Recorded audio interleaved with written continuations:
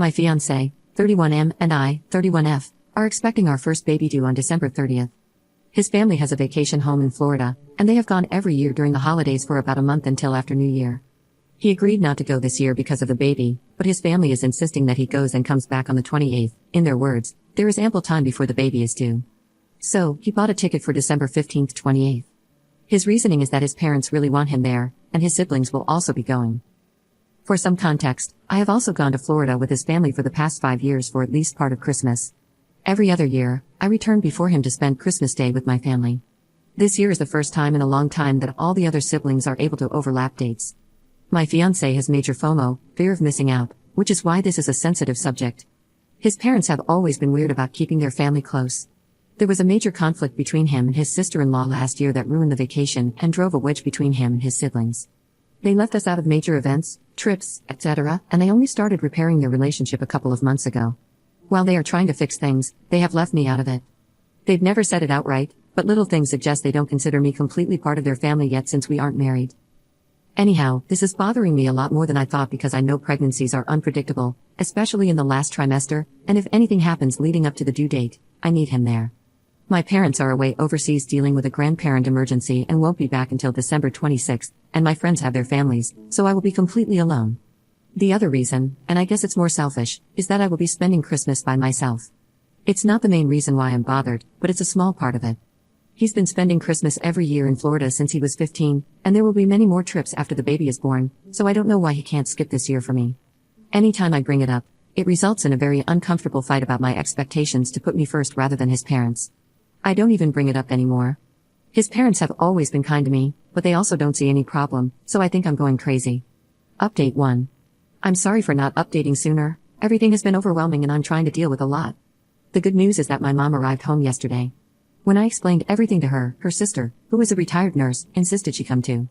I'm so thankful to have them here, though, it's hard to get my feelings across as there's a bit of a cultural barrier. My mom is from Hong Kong, and without getting into details, the grandparent situation was very much an emergency, but she has siblings and my dad who is staying there at the moment. As for my fiancé, I scheduled a virtual appointment with him and my obstetrician to update her and give her a rundown of the situation. Like all of you, she was appalled and strongly recommended he not travel during this time. Her words were, in my professional opinion, I'm going to very strongly recommend you reconsider your plans. In my personal opinion, I'm going to insist it. It was probably on me for not alerting her sooner regarding his travel plans. After that, he is still going, but adjusting his date so he will be back on the 22nd. There will be a one-day overlap with his siblings. His mom isn't too happy he won't be there for Christmas, and she suggested he fly back later on the 25th instead so he can spend a part of Christmas Day with them, but he said no. It's still not ideal for me. My mom and aunt have insisted on speaking with his parents, so we've scheduled a call with them later today. I reached out to my best friend too about this after I read some of your responses and PMs. She was livid and informed her husband that she doesn't care if it's on Christmas Day. If I go into labor, she will drop everything and be there. She's also been kept up to date about who will be with me while he is away and will be visiting. I know there were a lot of questions regarding the family, but I can't address all of them. It's too much to write out. Yes, I know they don't treat me completely as family. There have always been small passive-aggressive things that bothered me, like not being invited to Mother's and Father's Day events, left out of family secret Santa, not being allowed to sleep in the same room when we visit, etc. Yes, I know that his mother must be aware that he shouldn't be leaving me at 37 weeks. She's not dumb, and I update her after all my appointments, so I know she knows this too. I don't know why she's saying it's okay, but I have an idea why. My mom has made it clear she will be addressing all of this in the call. Some of you wondered how they can afford to go to Florida for a month. His parents are retired and snowbird there. His siblings and sister-in-law all have 9-to-5 jobs that are partly remote, so they are lucky enough to take their work to Florida and work there. My fiancé is a gig worker, so he dictates his own schedule. Obviously, their schedules don't always align. I haven't shown him this thread yet. At the moment, it's just one more thing I don't want to deal with. I may in the future, but I have suggested we go to therapy before we set a wedding date, and he agreed. I'm also seeking counseling for myself. I'll try to update again after the baby comes. It might be a while, but please know that I am safe and have a lot of love surrounding me. Update 2. Happy holidays everyone. I know some of you were asking for an update, so here it goes. My baby girl was born on December 20th at 6 pounds 10 ounces at 9:42 p.m. My mom, aunt, and best friend were there during labor. My mom was present during birth. She's healthy, and we're all exhausted, but I'm so grateful for my support system. My ex-fiancé did not make it for the birth.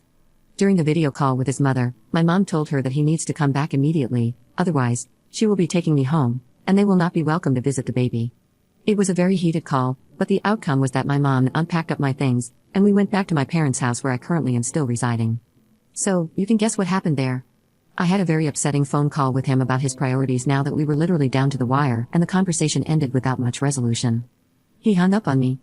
I messaged him after our daughter was born to let him know I had given birth and that she was healthy. He tried to video call a lot after that, but I didn't pick up.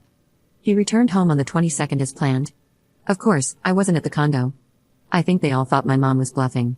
He tried to come by my parents' house many times, and at one point, sat outside in his car for hours when my mom and aunt wouldn't let him in.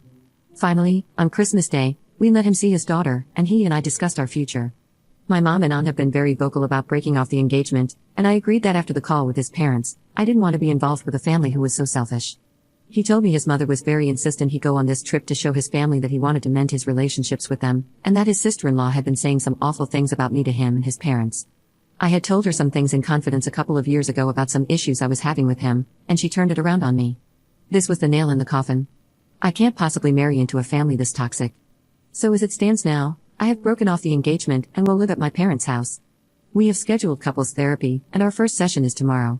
He has apologized profusely and asked to stay with me to help with his daughter. My mom doesn't want him sleeping here, so he's been coming by in the morning to help with her and then leaving in the evening. His parents have told him that they would like to see our daughter as soon as they come back, and he has video chatted with them once to show our daughter to them. That's basically where we stand now. Undoubtedly, the situation will get more complicated once his parents come back, but I can't think about that right now. My baby girl is healthy and has a nursery set up in my childhood bedroom. She's surrounded by people who would give her the world. My aunt, who I haven't seen since I was 10, is here. Those are the positive things I'm focusing on.